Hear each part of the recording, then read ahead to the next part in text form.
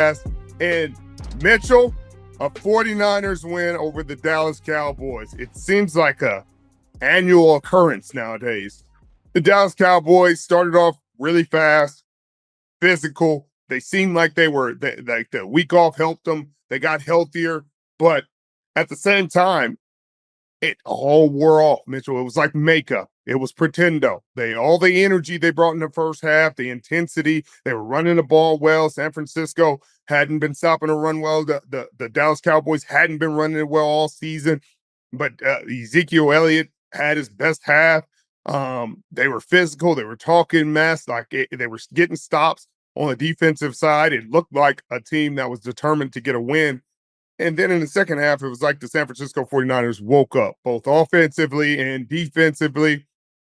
They kept getting penalties and shooting themselves in the foot throughout the game. A Deebo Samuel touchdown got called back because of a holding call. Another big run got called back that Garindo had, a George Kittle holding call. But for the most part, in the second half, the defense made plays. Diamador Lenoir's interception against CD Lamb was fantastic play. Obviously, friend of the program. He's been having a tremendous career. His payday is only increasing. I thought the San Francisco 49ers would have been better off just paying him this year, this offseason, trying to get him for like a short, cheap deal. But now, as he continues to make plays, second game in a row, his last game was against the Kansas City Chiefs, picked off Mahomes. Now you pick off Dak, the two all-pro quarterbacks from last season.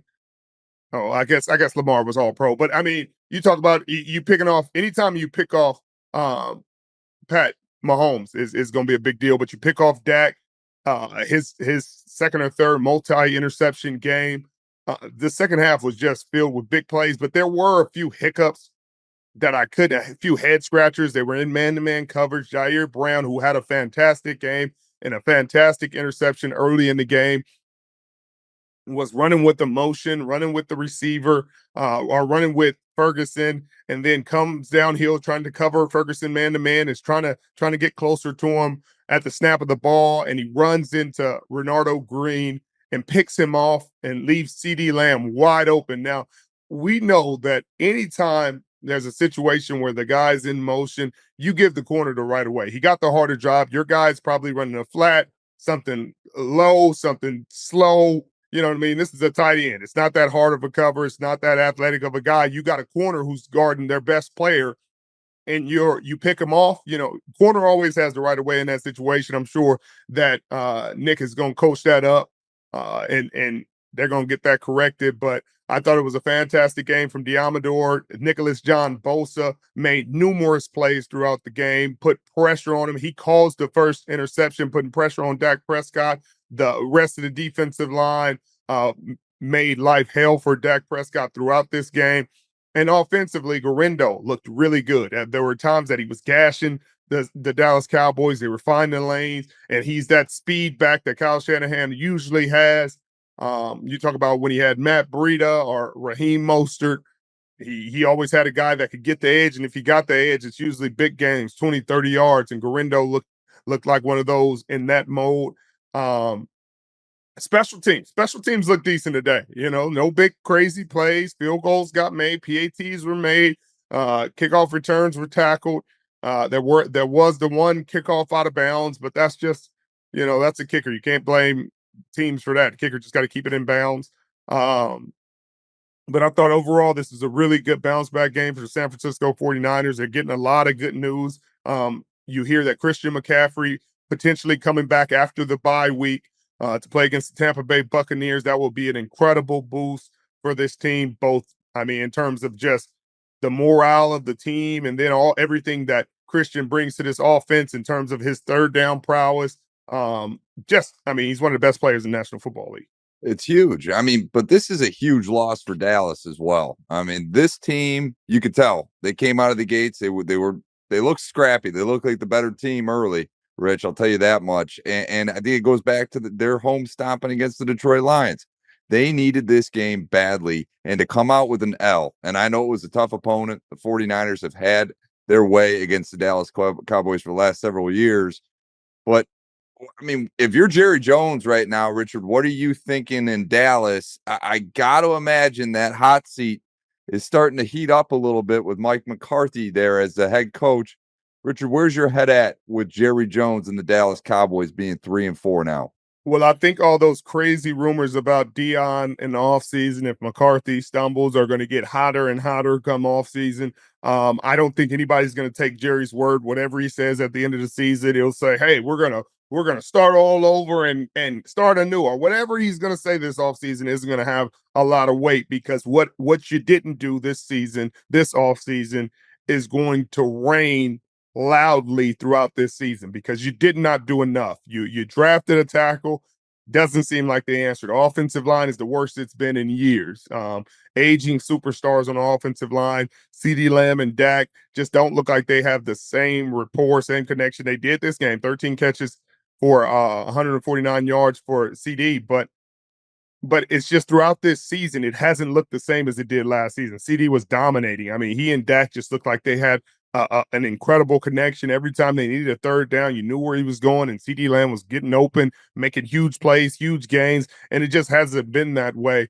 Dak is turning the ball over. He's amongst the league leaders and interceptions this year. I mean, right next to Patrick Mahomes and Jordan Love. And I mean, it doesn't sound like a bad list to be a part of, but they're leading the league in interceptions. So, those teams are still winning. But on top of that, the NFC East has turned into a much different race than they thought it would be, than I thought it would be, and I think a lot of other people thought it would be. I mean, it's led right now by the Washington Commanders, who the Dallas Cowboys have in a few weeks, and then the Philadelphia Eagles. So they have a few division games coming up, and then they got to play the Atlanta Falcons, who actually match up pretty well against the Dallas Cowboys.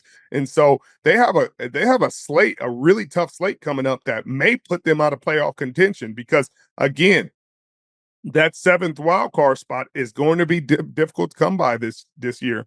A lot of teams playing a lot of good football, especially in that NFC North, as you very well know. You Of know, course. your Detroit Lions, the Green Bay Packers are playing good, and Minnesota Vikings have been playing good, albeit they lost the last few games. Um, I don't know, but congratulations to George Kittle on National Tight End Day, 128 yards and a TD. I thought they would call PI on that. They called it. They they talked about it. They waved the flag off, saying the defender's hand was on. As a defender, anytime it's offensive PI, even if it's against the team, something in my heart says that was the right deal. And this is the one time I'm just going to let that one slide, because I wanted George to get his touchdown on National Tight Ends Day. Brock Purdy had another really good game, a bounce back game. He was 18 of 26, 260 yards, one TD, no interceptions. After his 3 interception performance against the Kansas City Chiefs, he also ran the ball 8 times for 56 yards in the QB sneak touchdown. As they continue to get healthy, and they're going to get healthier and feel better and more continuity.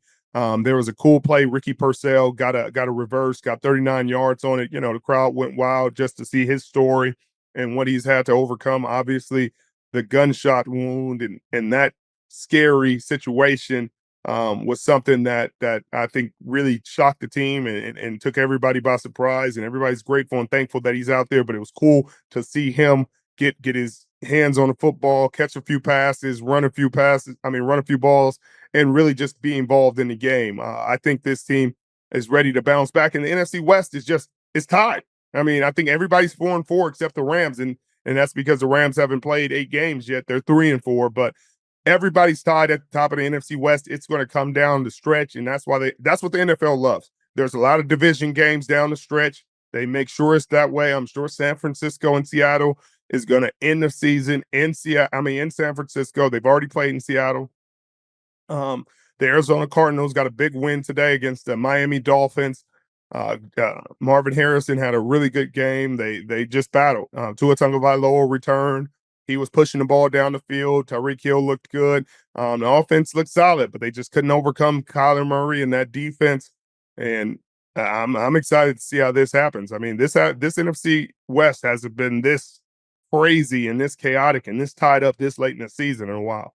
It is going to be a tight conference or division. There's no question about that. Richard, you're going to have to switch your hats here. We're going to talk about something that you probably don't like just as much as your 49ers victory, and that's the Seattle Seahawks loss.